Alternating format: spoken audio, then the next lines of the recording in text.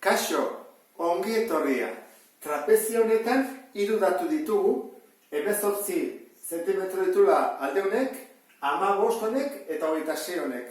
Eta perimetro jakiteko 4 aldeak ezagutu behar ditugu, beraz hau falta zaigu. Zer dakigu gehiago? Trapezio hau angelu zuzena dela hemen eta hemen. Horrek esan nahi du, bi hauek paraleloak direla. Egin dezakeguna da Pitagoras erabiltzeko triangelu bat lortu. Nola? Nik jaisten badute hemendik honea, zuta bat, atako da honen paraleloa.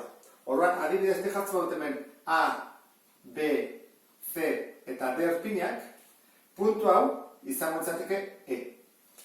Eta gu badakigu C-tik D-ra distantzia eta A-tik E-ra distantzia berdinak direla.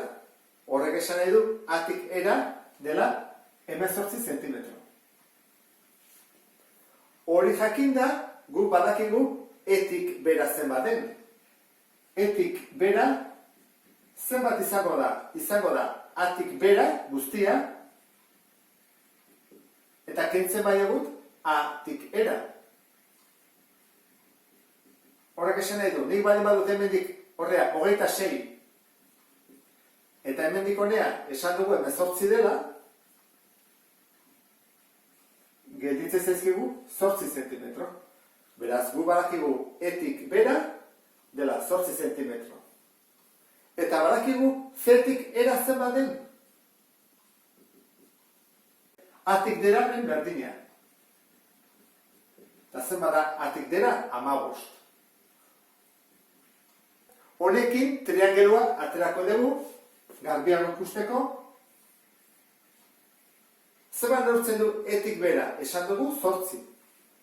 Eta C-tik E-ra esan dugu 15. Atazakegu orduan alde hau, zenbatek? Zergatik, hau delako 90 gradu, honen berdina, biak. Orduan badakizu dela, aurkitu behar dugu irutatik zen den hipotenusa, benetan luzena, angelu zuzena ikutzen ez duena. Ze bi hauek ikutzen dute angelu zuzena, hauek katetua dira.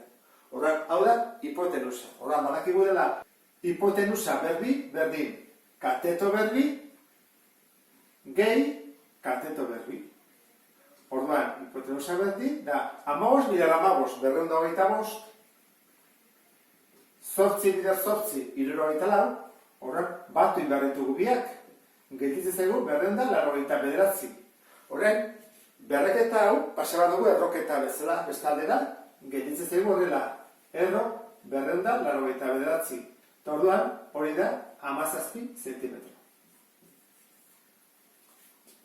Badakigu alde honen zenbat lortzen duen, horren bai, 17 zentimetro, eta perimetroa kalkulatzeko egingo duguna da.